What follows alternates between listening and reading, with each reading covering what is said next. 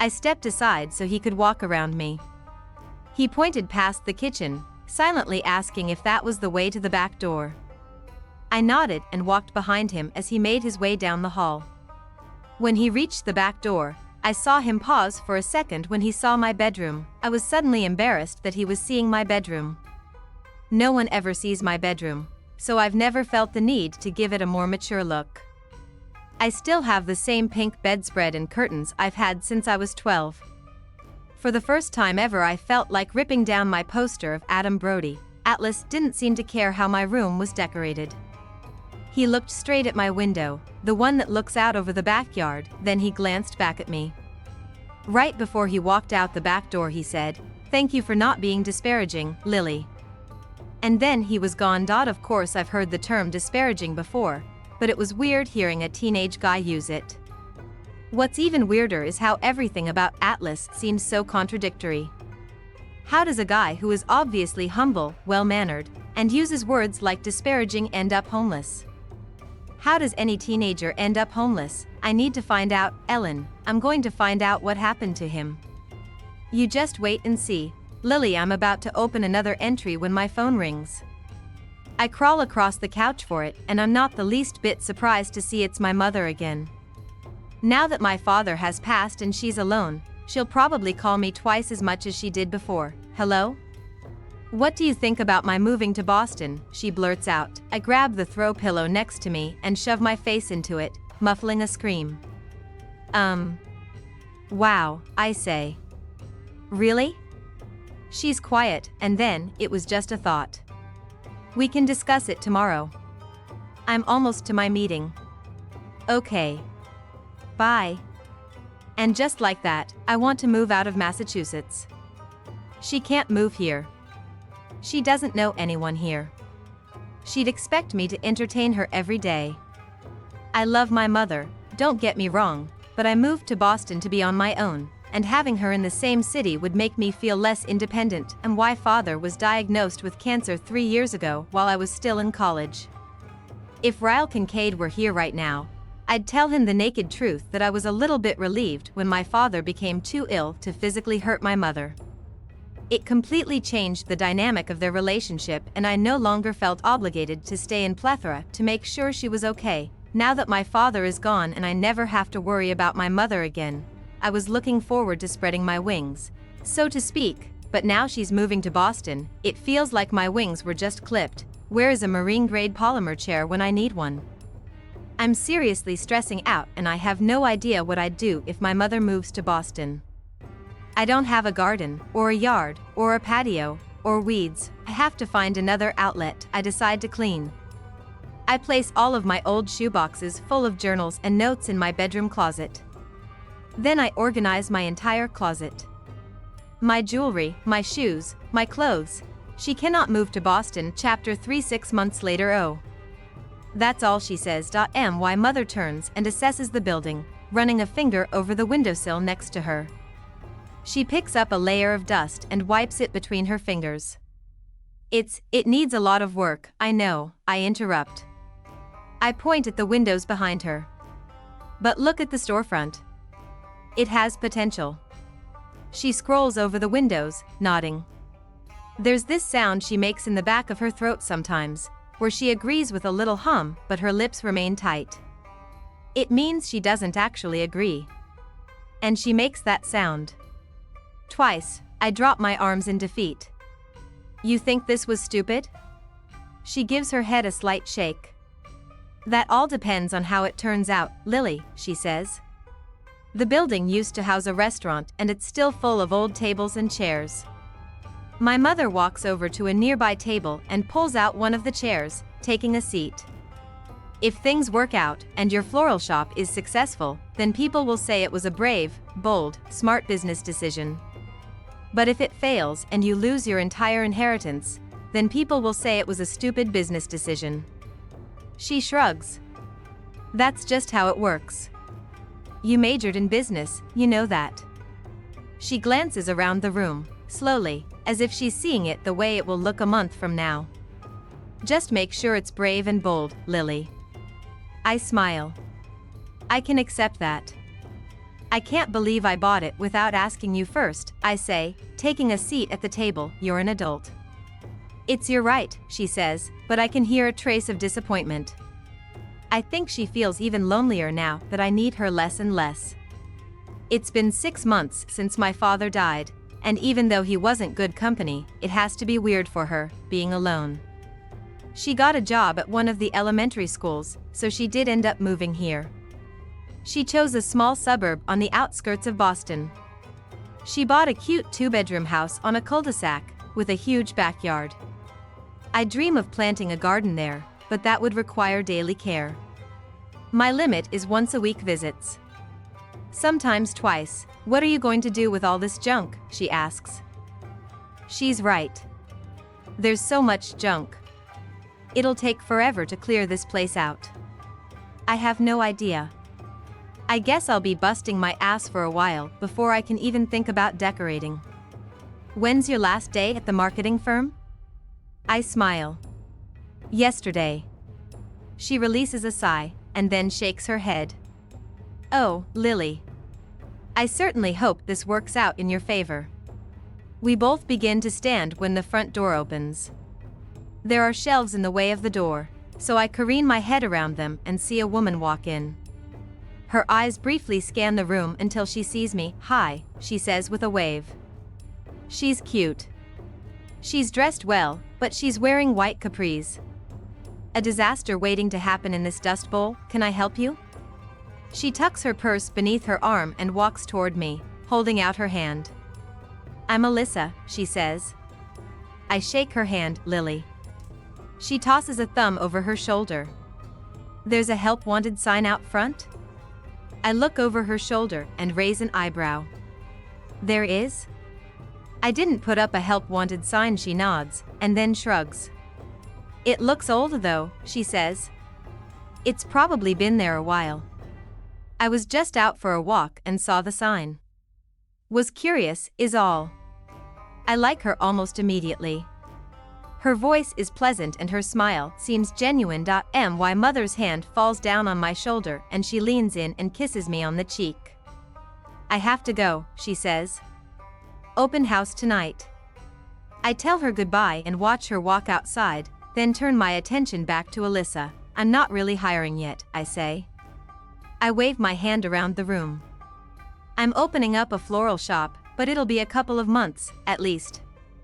I should know better than to hold preconceived judgments, but she doesn't look like she'd be satisfied with a minimum wage job. Her purse probably cost more than this building. Her eyes light up. Really? I love flowers. She spins around in a circle and says, this place has a ton of potential. What color are you painting it? I cross my arm over my chest and grab my elbow. Rocking back on my heels, I say, I'm not sure. I just got the keys to the building an hour ago, so I haven't really come up with a design plan yet. Lily, right? I nod. I'm not going to pretend I have a degree in design, but it's my absolute favorite thing. If you need any help, I'd do it for free. I tilt my head. You'd work for free? She nods. I don't really need a job, I just saw the sign and thought, what the heck? But I do get bored sometimes. I'd be happy to help you with whatever you need. Cleaning, decorating, picking out paint colors. I'm a Pinterest whore. Something behind me catches her eye and she points. I could take that broken door and make it magnificent. All this stuff, really. There's a use for almost everything, you know. I look around at the room, knowing full well I'm not going to be able to tackle this by myself. I probably can't even lift half this stuff alone. I'll eventually have to hire someone anyway. I'm not going to let you work for free. But I could do $10 an hour if you're really serious. She starts clapping, and if she weren't in heels, she might have jumped up and down. When can I start? I glance down at her white capris. Will tomorrow work? You'll probably want to show up in disposable clothes. She waves me off and drops her Hermes bag on a dusty table next to her. Nonsense, she says. My husband is watching the Bruins play at a bar down the street. If it's okay, I'll just hang with you and get started right now. 2 hours later, I'm convinced I've met my new best friend. And she really is a Pinterest whore, write, keep and toss on sticky notes, and slap them on everything in the room. She's a fellow believer in upcycling, so we come up with ideas for at least 75% of the stuff left in the building. The rest she says her husband can throw out when he has free time. Once we know what we're going to do with all the stuff, I grab a notebook and a pen and we sit at one of the tables to write down design ideas. Okay, she says, leaning back in her chair. I want to laugh, because her white capris are covered in dirt now, but she doesn't seem to care. Do you have a goal for this place? She asks, glancing around. I have one, I say. Succeed. She laughs. I have no doubt you'll succeed. But you do need a vision. I think about what my mother said. Just make sure it's brave and bold, Lily. I smile and sit up straighter in my chair. Brave and bold, I say. I want this place to be different. I want to take risks. She narrows her eyes as she chews on the tip of the pen. But you're just selling flowers, she says. How can you be brave and bold with flowers? I look around the room and try to envision what I'm thinking. I'm not even sure what I'm thinking.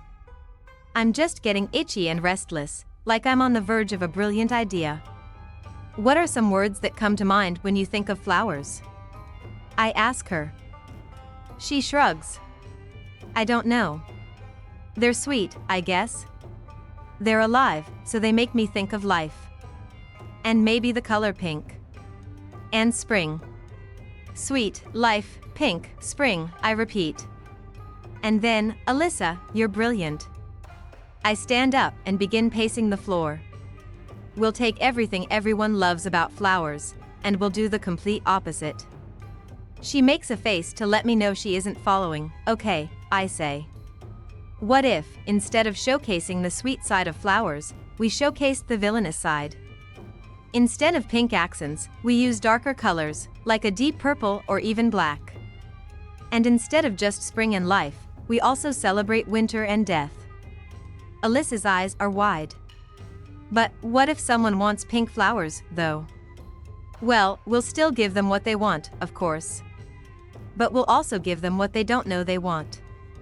She scratches her cheek. So you're thinking black flowers? She looks concerned, and I don't blame her. She's only seeing the darkest side of my vision. I take a seat at the table again and try to get her on board. Someone once told me that there is no such thing as bad people. We're all just people who sometimes do bad things. That stuck with me, because it's so true. We've all got a little bit of good and evil in us. I want to make that our theme. Instead of painting the walls a putrid sweet color, we paint them dark purple with black accents. And instead of only putting out the usual pastel displays of flowers in boring crystal vases that make people think of life, we go edgy. Brave and bold. We put out displays of darker flowers wrapped in things like leather or silver chains. And rather than put them in crystal vases, we'll stick them in black onyx or, I don't know, purple velvet vases lined with silver studs. The ideas are endless. I stand up again. There are floral shops on every corner for people who love flowers. But what floral shop caters to all the people who hate flowers? Alyssa shakes her head. None of them, she whispers, exactly. None of them. We stare at each other for a moment, and then I can't take it another second. I'm bursting with excitement and I just start laughing like a giddy child. Alyssa starts laughing, too, and she jumps up and hugs me. Lily, it's so twisted, it's brilliant. I know. I'm full of renewed energy. I need a desk so I can sit down and make a business plan. But my future office is full of old vegetable crates. She walks toward the back of the store. Well, let's get them out of there and go buy you a desk. We squeeze into the office and begin moving crates out one by one and into a back room. I stand on the chair to make the piles taller so we'll have more room to move around. These are perfect for the window displays I have in mind. She hands me 2 more crates and walks away, and as I'm reaching on my tiptoes to stack them at the very top, the pile begins to tumble. I try to find something to grab hold of for balance, but the crates knock me off the chair. When I land on the floor, I can feel my foot bend in the wrong direction. It's followed by a rush of pain straight up my leg and down to my toes. Alyssa comes rushing back into the room and has to move 2 of the crates from on top of me. "Lily," she says. "Oh my God, are you okay?" I pull myself up to a sitting position, but don't even try to put weight on my ankle. I shake my head. "My ankle." She immediately removes my shoe and then pulls her phone out of her pocket. She begins dialing a number and then looks up at me. "I know this is a stupid question, but do you happen to have a refrigerator here with ice in it?" I shake my head. "I figured," she says. She puts the phone on speaker and sets it on the floor as she begins to roll up my pant leg. I wince, but not so much from the pain. I just can't believe I did something so stupid. If I broke it, I'm screwed. I just spent my entire inheritance on a building that I won't even be able to renovate for months. "Hey, Asa," a voice croons through her phone. "Where you at?" "The game's over." Alyssa picks up her phone and brings it closer to her mouth. "At work." "Listen, I need," the guy cuts her off and says, "At work? Babe, you don't even have a job." Alyssa shakes her head and says, "Marshall, listen. It's an emergency. I think my boss broke her ankle. I need you to bring some ice to." He cuts her off with a laugh. "Your boss? Babe, you don't even have a job," he repeats. Alyssa rolls her eyes. "Marshall, are you drunk?" "It's onesie day," he slurs into the phone. "You knew that when you dropped us off, Isa. Free beer until," she groans. "Put my brother on the phone." Fine, Marshall mumbles. There's a rustling sound that comes from the phone, and then, yeah? Alyssa spits out our location into the phone. "Get here right now. Please. And bring a bag of ice." "Yes ma'am," he says. The brother sounds like he may be a little drunk, too. There's laughter, and then one of the guys says, "She's in a bad mood," and then the line goes dead. Alyssa puts her phone back in her pocket. "I'll go wait outside for them, they're just down the street." "Will you be okay here?" I nod and reach for the chair. Maybe I should just try to walk on it. Alyssa pushes my shoulders back until I'm leaning against the wall again. "No, don't move. Wait until they get here, okay?" I have no idea what 2 drunken guys are going to be able to do for me, but I nod. My new employee feels more like my boss right now, and I'm kind of scared of her at the moment. Wait in the back for about 10 minutes when I finally hear the front door to the building open. "What in the world?" a man's voice says. "Why are you all alone in this creepy building?" I hear Alyssa say, "She's back here." She walks in, followed by a guy wearing a onesie. He's tall, a little bit on the thin side, but boyishly handsome with big, honest eyes and a head full of dark, messy, way past due for a haircut hair. He's holding a bag of ice. Did I mention he was wearing a onesie? I'm talking a legit, full-grown man in a SpongeBob onesie. "This is your husband?"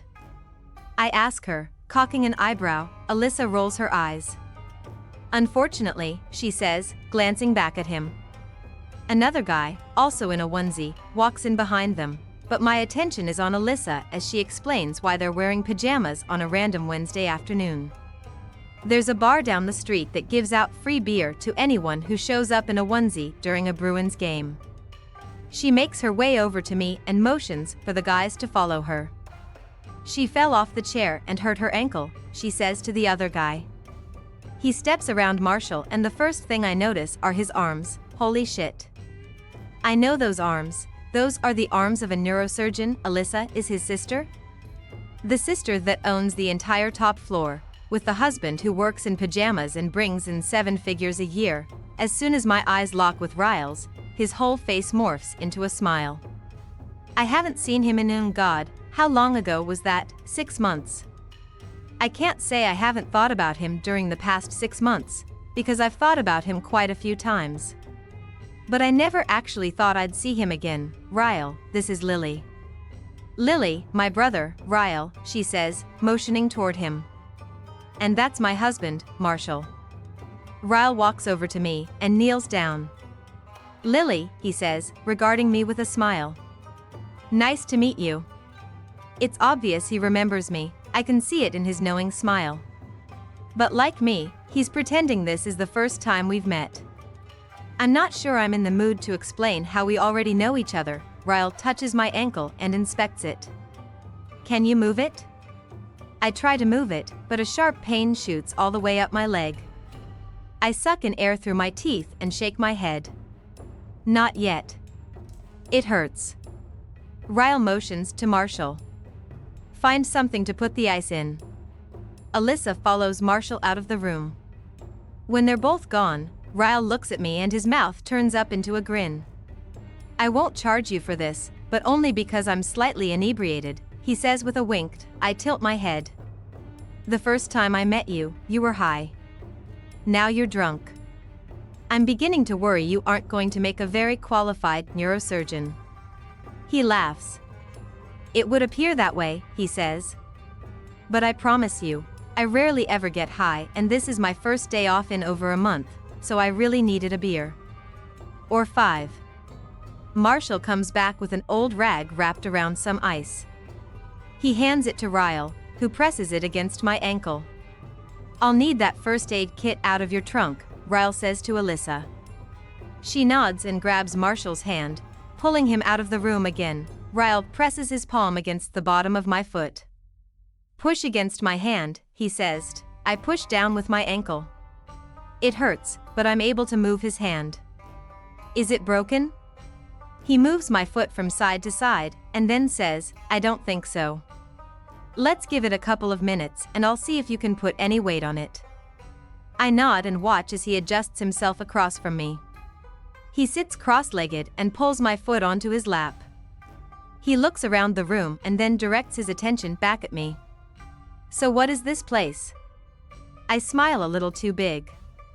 Lily Blooms. It'll be a floral shop in about 2 months' time. I swear, his whole face lights up with pride. No way, he says. You did it? You're actually opening up your own business? I nod. Yep. I figured I might as well try it while I'm still young enough to bounce back from failure. One of his hands is holding the ice against my ankle, but the other one is wrapped around my bare foot. He's brushing his thumb back and forth, like it's no big deal that he's touching me.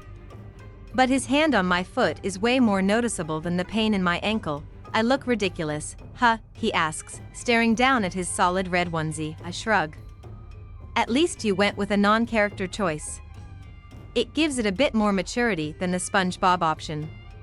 He laughs, and then his smile disappears as he leans his head into the door beside him. He stares at me appreciatively. You're even prettier in the daytime. Moments like these are why I absolutely hate having red hair and fair skin. The embarrassment doesn't only show up in my cheeks, my whole face, arms, and neck grow flushed. I rest my head against the wall behind me and stare at him just like he's staring at me. You want to hear a naked truth? He nods. I've wanted to go back to your roof on more than one occasion since that night. But I was too scared you'd be there. You make me kind of nervous. His fingers pause their strokes against my foot. My turn? I nod, his eyes narrow as his hand moves to the underneath of my foot. He slowly traces his fingers from the tops of my toes, down to my heel. I still very much want to fuck you. Someone gasps, and it isn't me. Ryle and I both look at the doorway and Alyssa is standing there, wide-eyed. Her mouth is open as she points down at Ryle. Did you just? She looks at me and says, I am so sorry about him, Lily. And then she looks back at Ryle with venom in her eyes. Did you just tell my boss you want to fuck her? Oh, dear. Ryle pulls his bottom lip in and chews on it for a second. Marshall walks in behind Alyssa and says, what's going on? Alyssa looks at Marshall and points at Ryle again. He just told Lily he wants to fuck her. Marshall looks from Ryle to me. I don't know whether to laugh or crawl under the table and hide. You did, he says, looking back at Ryle. Ryle shrugs. It appears that way, he says. Alyssa puts her head in her hands. Jesus Christ, she says, looking at me. He's drunk. They're both drunk. Please don't judge me because my brother is an asshole. I smile at her and wave it off. It's fine, Alyssa. Lots of people want to fuck me. I glance back at Ryle and he's still casually stroking my foot. At least your brother speaks his mind. Not a lot of people have the courage to say what they're actually thinking. Ryle winks at me and then carefully moves my ankle off his lap. Let's see if you can put any weight on it, he says. He and Marshall help me to my feet. Ryle points to a table a few feet away that's pushed up against a wall. Let's try to make it to the table so I can wrap it. His arm is secured around my waist, and he's gripping my arm tightly to make sure I don't fall. Marshall is more or less just standing next to me for support. I put a little weight on my ankle and it hurts, but it's not excruciating. I'm able to hop all the way to the table with a lot of assistance from Ryle. He helps me pull myself up until I'm seated on top of it, leaning against the wall with my legs stretched out in front of me. Well, the good news is that it isn't broken. What's the bad news? I ask him. He opens the first aid kit and says, you'll need to stay off of it for a few days. Maybe even a week or more, depending on how it heals. I close my eyes and lean my head against the wall behind me. But I have so much to do, I whine. He carefully begins to wrap my ankle. Alyssa is standing behind him, watching him wrap it. I'm thirsty, Marshall says. Anybody want something to drink? There's a CVS across the street. I'm good, Ryle says. I'll take a water, I say. Sprite, Alyssa says. Marshall grabs her hand. You're coming with. Alyssa pulls her hand from his and crosses her arms over her chest. I'm not going anywhere, she says. My brother can't be trusted. Alyssa, it's fine, I tell her. He was making a joke. She stares at me silently for a moment and then says, okay. But you can't fire me if he pulls more stupid shit. I promise I won't fire you. With that, she grabs Marshall's hand again and leaves the room. Ryle is still wrapping my foot when he says, my sister works for you? Yep. Hired her a couple of hours ago. He reaches into the first aid kit and pulls out tape. You do realize she's never had a job in her entire life? She already warned me, I say. His jaw is tight and he doesn't look as relaxed as he did earlier. Then it hits me that he might think I hired her as a way to get closer to him. I had no idea she was your sister until you walked in. I swear. He glances at me and then back down at my foot. I wasn't suggesting you knew. He begins to tape over the ACE bandage. I know you weren't. I just didn't want you to think I was trying to trap you somehow. We want two different things from life, remember? He nods and carefully sets my foot back on the table. That is correct, he says. I specialize in one-night stands and you're on the quest for your holy grail. I laugh. You have a good memory. I do, he says. A languid smile stretches across his mouth. But you're also hard to forget. Jesus. He has to stop saying things like that. I press my palms into the table and pull my leg down. Naked truth coming. He leans against the table next to me and says, all ears. I hold nothing back. I'm very attracted to you, I say. There's not much about you I don't like. And being as though you and I both want different things, if we're ever around each other again, I'd appreciate it if you could stop saying things that make me dizzy. It's not really fair to me. He nods once and then says, my turn. He places his hand on the table next to me and leans in a little. I'm very attracted to you, too. There's not much about you I don't like. But I kind of hope we're never around each other again, because I don't like how much I think about you. Which isn't all that much, but it's more than I'd like. So if you still aren't going to agree to a one-night stand, then I think it's best if we do what we can to avoid each other. Because it won't do either of us any favors.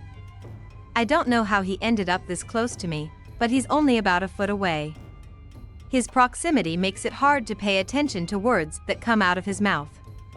His gaze drops briefly to my mouth, but as soon as we hear the front door open, he's halfway across the room.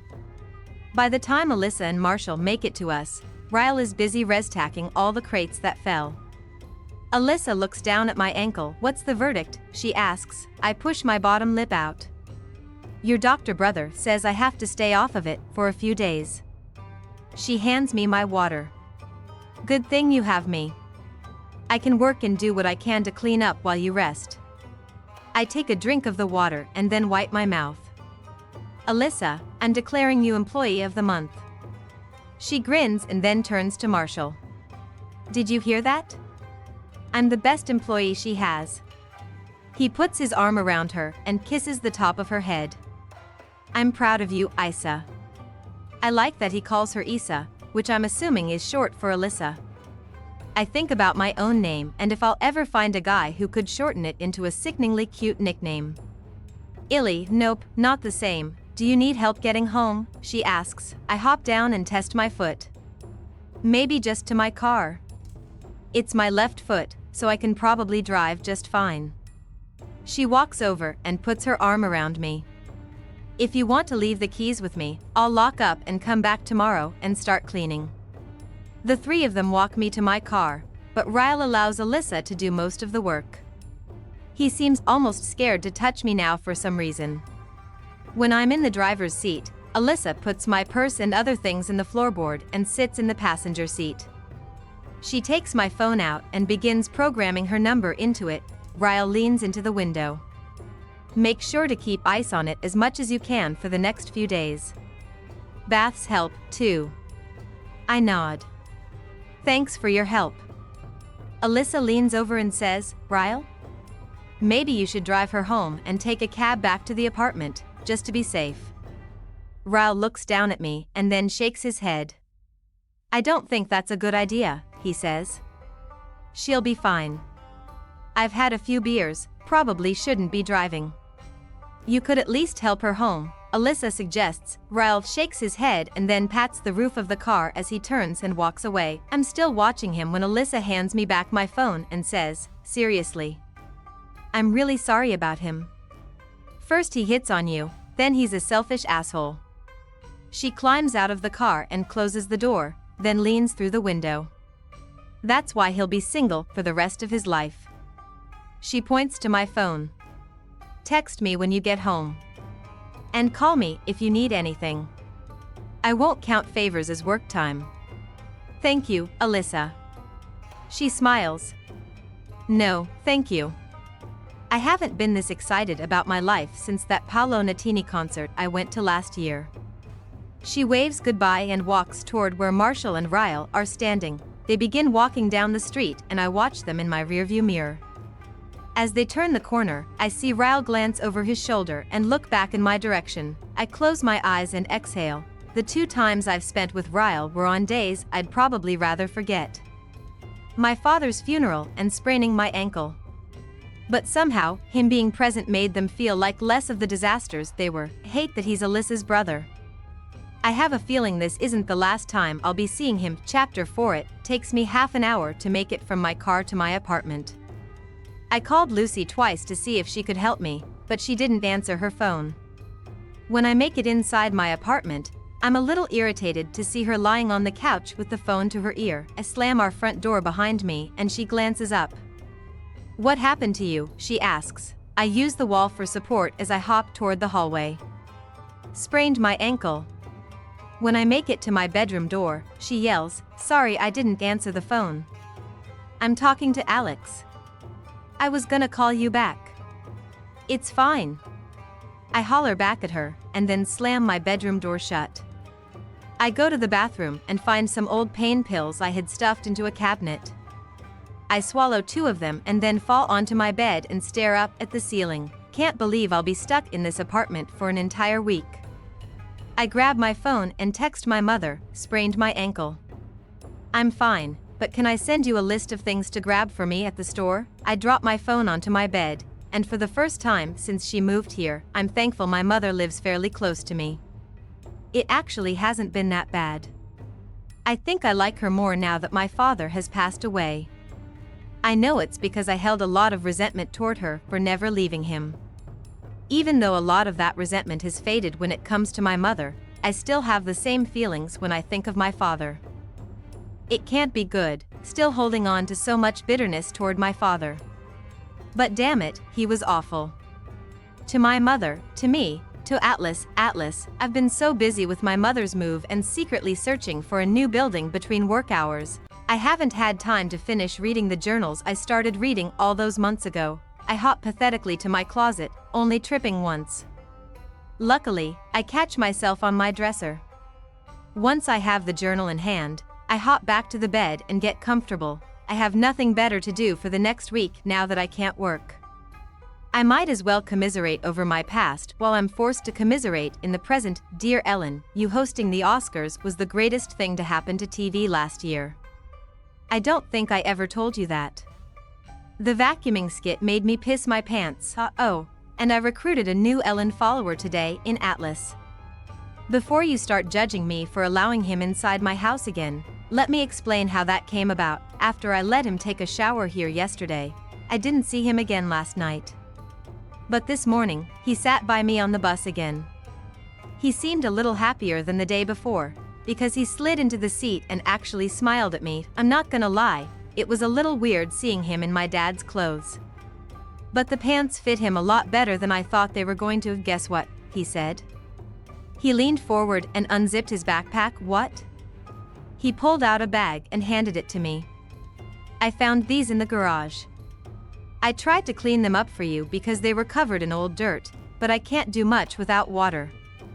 I held the bag and stared at him suspiciously. It's the most I'd ever heard him say at once. I finally looked down at the bag and opened it. It looked like a bunch of old gardening tools. I saw you digging with that shovel the other day. I wasn't sure if you had any actual gardening tools, and no one was using these, so thank you, I said. I was kind of in shock. I used to have a trowel, but the plastic broke off the handle and it started giving me blisters. I asked my mother for gardening tools for my birthday last year, and when she bought me a full-sized shovel and a hoe, I didn't have the heart to tell her it's not what I needed. Atlas cleared his throat and then, in a much quieter voice, he said, I know it's not like a real gift. I didn't buy it or anything. But I wanted to give you something. You know, for he didn't finish his sentence, so I nodded and tied the bag back up. Do you think you can hold them for me until after school? I don't have any room in my backpack. He grabbed the bag from me and then brought his backpack up to his lap and put the bag inside of it. He wrapped his arms around his backpack. How old are you? He asked. 15. The look in his eyes made him seem a little bit sad about my age, but I don't know why. You're in 10th grade? I nodded, but honestly couldn't think of anything to say to him. I haven't really had much interaction with a lot of guys. Especially seniors. When I'm nervous, I kind of just clam up. I don't know how long I'll be staying at that place, he said, bringing his voice down again. But if you ever need help with gardening or anything after school, it's not like I have much going on there. Being as though I have no electricity. I laughed, and then wondered if I should have laughed at his self-deprecating comment. Spent the rest of the bus ride talking about you, Ellen. When he made that comment about being bored, I asked him if he ever watched your show. He said he'd like to because he thinks you're funny, but a TV would require electricity. Another comment I wasn't sure if I should have laughed at. I told him he could watch your show with me after school. I always record it on the DVR and watch it while I do my chores. I figured I could just keep the front door dead-bolted, and if my parents got home early, I'd just have Atlas run out the back door. I didn't see him again until the ride home today. He didn't sit by me this time because Katie got on the bus before him and sat next to me. I wanted to ask her to move, but then she'd think I had a crush on Atlas. Katie would have a field day with that one, so I just let her stay in my seat. Atlas was at the front of the bus, so he got off before I did. He just kind of awkwardly stood there at the bus stop and waited for me to get off. When I did, he opened his backpack and handed me the bag of tools. He didn't say anything about my invitation to watch TV from earlier this morning, so I just acted like it was a given. "Come on," I told him. He followed me inside and I locked the deadbolt. "If my parents come home early, run out the back door and don't let them see you." He nodded. "Don't worry." "I will," he said, with kind of a laugh. I asked him if he wanted anything to drink and he said sure. I made us a snack and brought our drinks to the living room. I sat down on the couch and he sat down in my dad's chair. "I turned on your show and that's about all that happened." We didn't talk much, because I fast-forwarded through all the commercials. But I did notice he laughed at all the right times. I think good comedic timing is one of the most important things about a person's personality. Every time he laughed at your jokes, it made me feel better about sneaking him into my house. I don't know why. Maybe because if he's actually someone I could be friends with, it'd make me feel less guilty. He left right after your show was over. I wanted to ask him if he needed to use our shower again, but that would have cut it real close to time for my parents getting home. The last thing I wanted was for him to have to run out of the shower and across my backyard naked. Then again, that'd be kind of hilarious and awesome. "Lily dear Ellen, come on, woman. Reruns? A full week of reruns? I get that you need time off, but let me make a suggestion. Instead of recording one show a day, you should record 2. That way you'll get twice as much done in half the time, and we'd never have to sit through reruns." We, because I'm referring to Atlas and me. He's become my regular Ellen watching partner. I think he might love you as much as I do, but I'll never tell him I write to you on a daily basis. That might seem a little too fangirl. He's been living in that house for 2 weeks now. He's taken a few more showers at my house and I give him food every time he visits. I even wash his clothes for him while he's here after school. He keeps apologizing to me, like he's a burden. But honestly, I love it. He keeps my mind off things and I actually look forward to spending time with him after school every day. Dad got home late tonight, which means he went to the bar after work. Which means he's probably going to instigate a fight with my mother. Which means he'll probably do something stupid again. I swear, sometimes I get so mad at her for staying with him. I know I'm only 15 and probably don't understand all the reasons she chooses to stay, but I refuse to let her use me as her excuse. I don't care if she's too poor to leave him and we'd have to move into a crappy apartment and eat ramen noodles until I graduate. That would be better than this. I can hear him yelling at her right now. Sometimes when he gets like this, I walk into the living room, hoping it'll calm him down. He doesn't like to hit her when I'm in the room. Maybe I should go try that. "Lily dear Ellen, if I had access to a gun or knife right now, I'd kill him." As soon as I walked into the living room, I saw him push her down. They were standing in the kitchen and she grabbed his arm, trying to calm him down, and he backhanded her and knocked her straight to the floor. I'm pretty sure he was about to kick her, but he saw me walk into the living room and he stopped. He muttered something under his breath to her and then walked to their bedroom and slammed the door, rushed to the kitchen and tried to help her, but she never wants me to see her like this. She waved me away and said, "I'm fine, Lily. I'm fine, we just got into a stupid fight." She was crying and I could already see the redness on her cheek from where he hit her. When I walked closer to her, wanting to make sure she was okay, she turned her back to me and gripped the counter. I said, "I'm fine, Lily. Go back to your room." I ran back down the hallway, but I didn't go back to my room. I ran straight out the back door and across the backyard. I was so mad at her for being short with me. I didn't even want to be in the same house as either of them, and even thought it was dark already. I went over to the house Atlas was staying in and I knocked on the door, could hear him moving inside, like he accidentally knocked something over. "It's me. Lily," I whispered. A few seconds later the back door opened and he looked behind me, then to the left and right of me. It wasn't until he looked at my face that he saw I was crying. "You okay?" he asked, stepping outside. I used my shirt to wipe away my tears, and noticed he came outside instead of inviting me in. I sat down on the porch step and he sat down next to me. "I'm fine," I said. "I'm just mad. Sometimes I cry when I get mad." He reached over and tucked my hair behind my ear. I liked it when he did that, and I suddenly wasn't nearly as mad anymore. Then he put his arm around me and pulled me to him so that my head was resting on his shoulder. I don't know how he calmed me down without even talking, but he did. Some people just have a calming presence about them, and he's one of those people. Completely opposite of my father, we sat like that for a while, until I saw my bedroom light turn on. "You should go," he whispered. We could both see my mom standing in my bedroom looking for me. It wasn't until that moment that I realized what a perfect view he has of my bedroom. As I walked back home, I tried to think about the entire time Atlas has been in that house.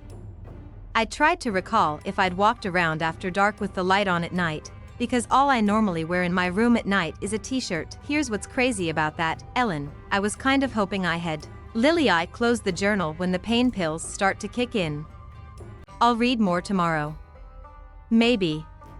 Reading about the things my dad used to do to my mom kind of puts me in a bad mood. Reading about Atlas kind of puts me in a sad mood. Try to fall asleep and think about Ryle, but the whole situation with him kind of makes me mad and sad. Maybe I'll just think about Alyssa, and how happy I am that she showed up today. I could use a friend, not to mention help, during these next few months. I have a feeling it's going to be more stressful than I bargained for. Chapter 5. Ryle was correct. It only took a few days for my ankle to feel good enough that I could walk on it again. I waited a full week before attempting to leave my apartment, though. The last thing I need is to re-injure it. Of course, the first place I went was to my floral shop. Alyssa was there when I arrived today, and to say I was shocked when I walked through the front doors is an understatement. It looked like a totally different building than the one I bought.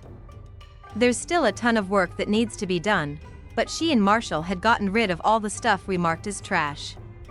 Everything else had been organized into piles. The windows had been washed, the floors had been mopped. She even had the area where I planned to put an office cleaned out. I helped her for a few hours today, but she wouldn't let me do much that required walking at first, so I mostly drew out plans for the store. We picked out paint colors and set a goal date to open the store that's approximately 54 days from now. After she left, I spent the next few hours doing all the stuff she wouldn't let me do while she was there. It felt good to be back. But Jesus Christ, I'm tired, which is why I'm debating on whether or not to get up from the couch and answer the knock at my front door. Lucy is at Alex's again tonight, and I just spoke to my mother 5 minutes ago on the phone. So I know it isn't either of them. I walk to the door and check the peephole before opening it. I don't recognize him at first, because his head is down, but then he looks up and to the right and my heart freaks the hell out. What is he doing here? Ryle knocks again, and I try to brush my hair out of my face and smooth it down with my hands, but it's a lost cause. I worked my ass off today and I look like shit, so unless I have half an hour to take a shower, put on makeup, and throw on clothes before I open the door, he'll pretty much have to deal with me as is. Open the door and his immediate reaction confuses me. Jesus Christ, he says, dropping his head against my door frame. He's panting like he's been working out, and that's when I notice that he doesn't look to be any more rested or clean than I am. He's got a couple of days' worth of stubble on his face, something I've never seen on him before, and his hair isn't styled like it usually is. It's a little erratic, like the look in his eye.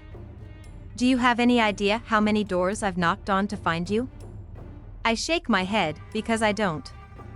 But now that he mentions it, how in the hell does he know where I live? 29, he says. Then he holds up his hands and repeats the numbers with his fingers while he whispers, 29. I let my gaze drop down to his clothes. He's in scrubs, and I absolutely hate that he's in scrubs right now. Holy hell. So much better than the onesie and way better than the Burberry. Why did you knock on 29 doors? I ask with a tilt of my head. You never told me which apartment was yours, he says, matter-of-factly. You said you lived in this building, but I couldn't remember if you even said which floor. And for the record, I almost started with the third floor. I would have been here an hour ago if I went with my gut instinct. Why are you here? He runs his hands down his face and then points over my shoulder. Can I come in? I glance over my shoulder and then open the door farther. I guess. If you tell me what you want. He walks inside and I close the door behind us. He glances around, wearing his stupid hot scrubs, and puts his hands on his hips as he faces me. He looks a little disappointed, but I'm not sure if it's in me or himself. There's a really big naked truth coming, okay? He says. Brace yourself. I fold my arms over my chest and watch as he inhales a breath, preparing to speak. These next couple of months are the most important months in my entire career. I have to be focused. I'm closing in on the end of my residency, and then I'll have to sit for my exams. He's pacing my living room, talking frantically with his hands. But for the past week, I haven't been able to get you out of my head. I don't know why. At work, at home. All I can think about is how crazy it feels when I'm near you, and I need you to make it stop, Lily. He stops pacing and faces me. Please make it stop. Just once, that's all it'll take. I swear. My fingers are digging into the skin of my arms as I watch him. He's still panting a little, and his eyes are still frantic, but he's looking at me pleadingly. When is the last time you've had sleep? I ask him. He rolls his eyes like he's frustrated that I'm not getting it. I just got off a 48-hour shift, he says dismissively. Focus, Lily. I nod and replay his words in my head. If I didn't know better. I'd almost think he was. I inhale a calming breath. Ryle, I say carefully. Did you seriously just knock on 29 doors so you could tell me that the thought of me is making your life hell and I should have sex with you so that you'll never have to think of me again? Are you kidding me right now? He folds his lips together and, after about 5 seconds of thought, he slowly nods his head. Well, yeah, but it sounds way worse when you say it. I release an exasperated laugh. That's because it's ridiculous, Ryle. He bites his bottom lip and looks around the room, like he suddenly wants to escape. I open the door and motion for him to walk out. He doesn't. His eyes fall to my foot. Your ankle looks good, he says. How does it feel? I roll my eyes. Better. I was able to help Alyssa at the store for the first time today. He nods and then makes like he's walking toward the door to leave.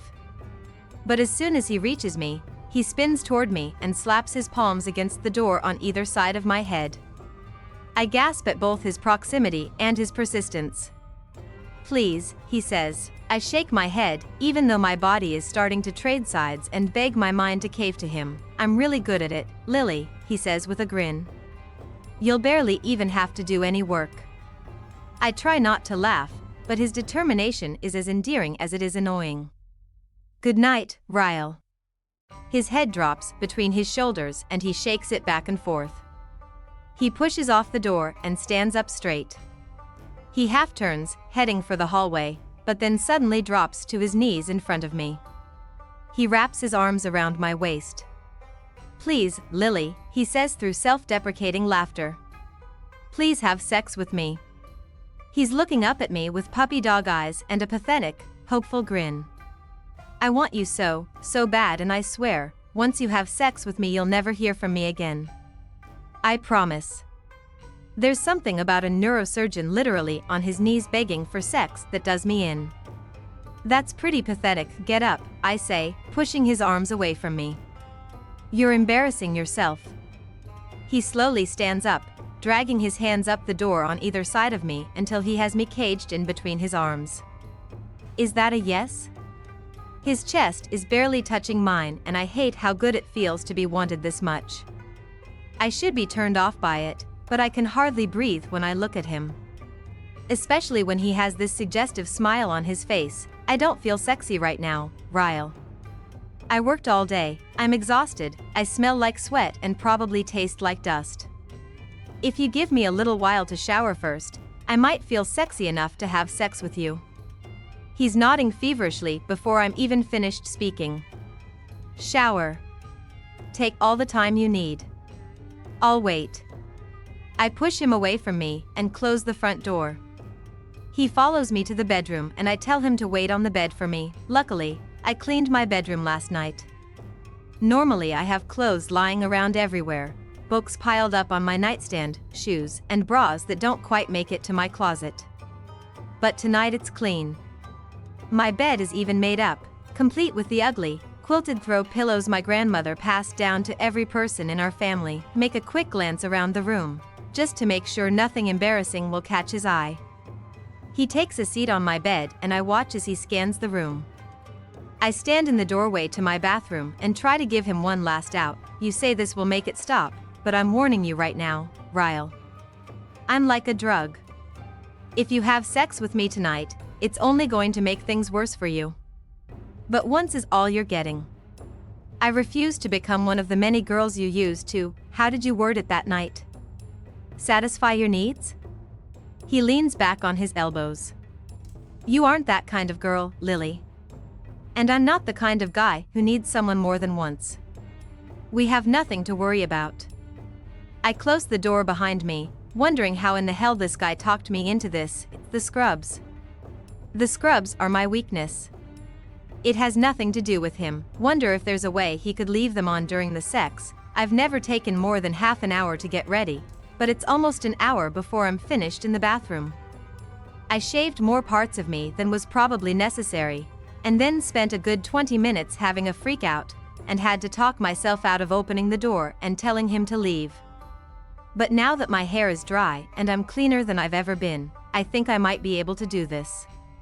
I can totally have a one-night stand. I'm 23 years old. I open the door and he's still there on my bed.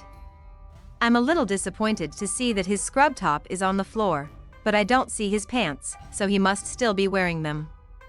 He's under the covers, though, so I can't tell. I close the door behind me and wait for him to roll over and look at me, but he doesn't. I take a few steps closer, and that's when I notice he's snoring, not just a light, oh I just fell asleep, snore. It's a middle of REM sleep kind of snore, Ryle. I whisper. He doesn't even budge when I shake him. You've got to be kidding me. I drop down onto the bed, not even caring if I wake him. I just spent an entire hour getting ready for him after busting my ass today, and this is how he treats this night? I can't be mad at him, though, especially seeing how peaceful he looks. I can't imagine working a 48-hour shift. Plus, my bed is really comfortable. It's so comfortable, it could make a person fall right back to sleep after a full night of rest. I should have warned him about that. I checked the time on my phone and it's almost 10:30 p.m. I put the phone on silent and then lie down next to him. His phone is on the pillow next to his head, so I grab it and swipe up the camera option. I hold his phone above us and make sure my cleavage looks good and pushed together. I snap a picture so he'll at least see what he missed out on. I turn off the light and laugh to myself, because I'm falling asleep next to a half-naked man that I've never even kissed.